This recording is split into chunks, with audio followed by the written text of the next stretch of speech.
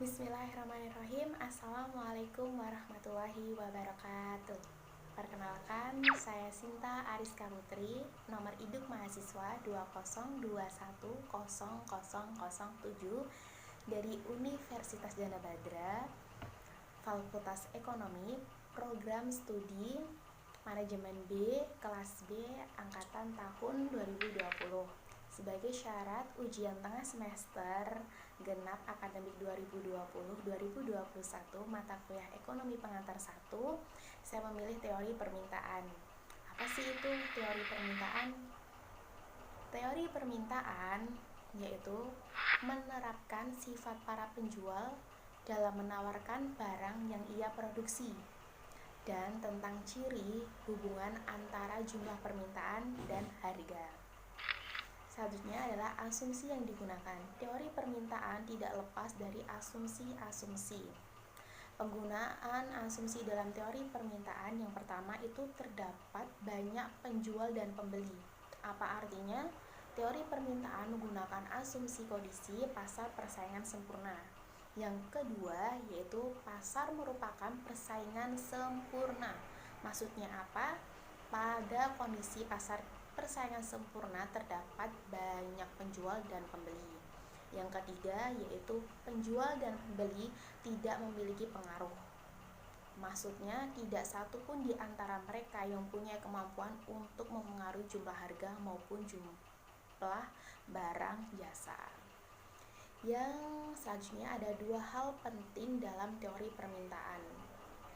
Konsep penting pada teori permintaan yang pertama yaitu ada jumlah barang yang ingin dibeli oleh konsumen dalam suatu tingkat harga tertentu, disebut juga sebagai jumlah yang diminta atau quantity demand.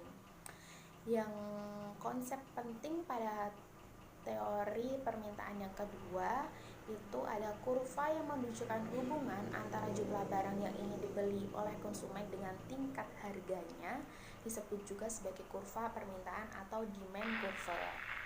Selanjutnya ada faktor-faktor yang mempengaruhi permintaan. Apa aja? Yang pertama ada harga barang, yang kedua pendapat konsumen, yang ketiga selera konsumen, yang keempat populasi penduduk, yang kelima ada harga barang lain, dan keenam ekspektasi konsumen. Nah, selanjutnya ada hukum permintaan. Hukum permintaan itu diartikan makin tinggi harga suatu barang, makin sedikit jumlah barang yang diminta. Demikian sebaliknya, makin rendah harga suatu barang, makin banyak jumlah barang yang diminta. Selanjutnya akan ditampilkan persamaan matematis dari fungsi permintaan. Fungsi permintaan adalah hubungan matematis yang menggambarkan hubungan antara harga dan jumlah permintaan produk yang diminta. Fungsi permintaan ada rumusnya, yaitu Q sama dengan A dikurangi BP. Apa itu Q? Q adalah jumlah yang diminta. Ada P, dia adalah tingkat harga. Ada A, itu adalah konstanta, dan B adalah koefisien. Selanjutnya ada untuk menentukan fungsi permintaan terdapat dua metode, yaitu yang pertama perhitungan matematis secara sederhana, yang kedua perhitungan matematis dengan menggunakan software statistika.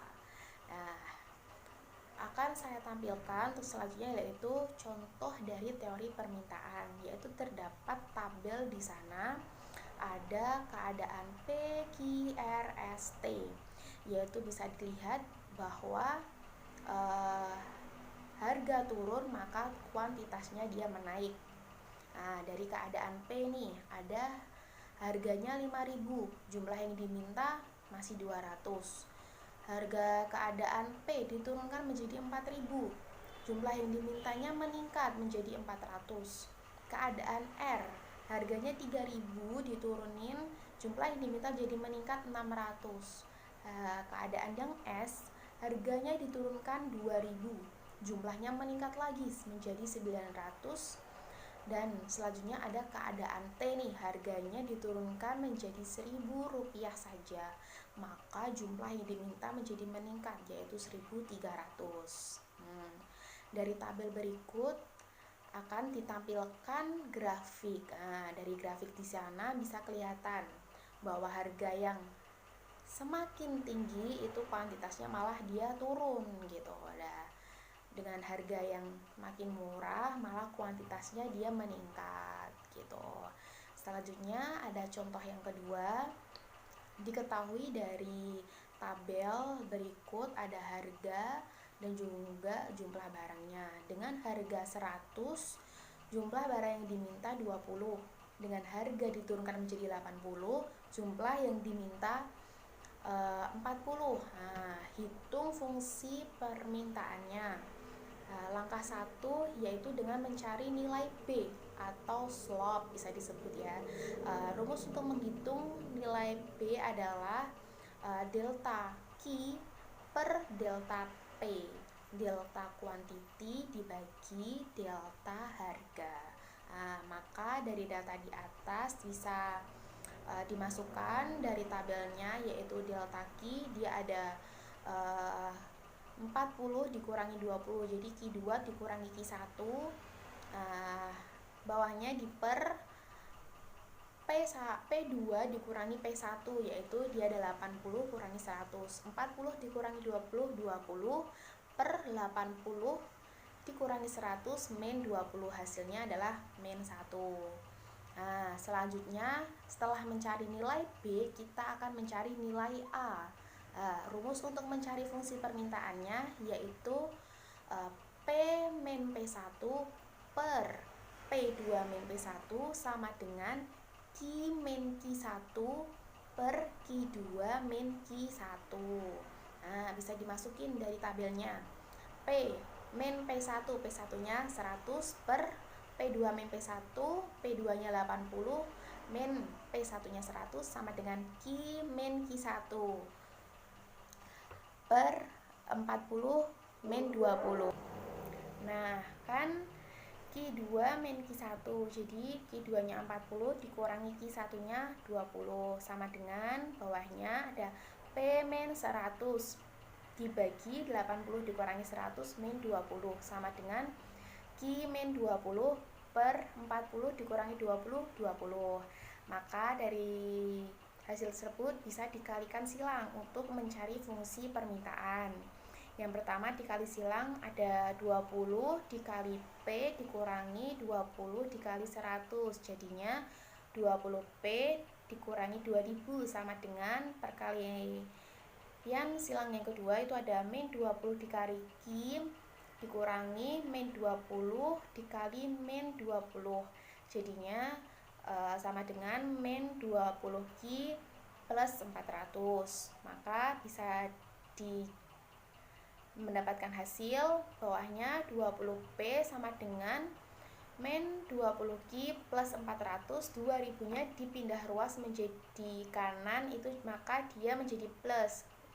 Min 2000 pindah ruas kanan jadi plus 2000. Selanjutnya 20P sama dengan min 20Q plus 2400, maka P bisa ditemukan sama dengan min Q plus 120 masing-masing dibagi 20. Dari P maka juga bisa dihasilkan Q-nya. Q-nya sama dengan min P plus 120 atau Q sama dengan 120P. Interpretasi perubahan penurunan harga satu akan menyebabkan perubahan peningkatan jumlah permintaan juga besar 1. Dari soal tersebut bisa disimpulkan dari grafiknya, grafik fungsi permintaan, yaitu dari P harganya yang tadi di tabel ada dari 80 dan 100, kuantitinya 20, 40. Harga 100 kuantitinya 20, harganya 80, kuantitinya 40. Maka terbentuklah fungsi permintaan. Harga menurun, kuantitas meningkat. Sekian dari saya, terima kasih. Semoga yang saya sampaikan ini bisa menambah ilmu kalian semua dan bermanfaat. Wassalamualaikum warahmatullahi wabarakatuh.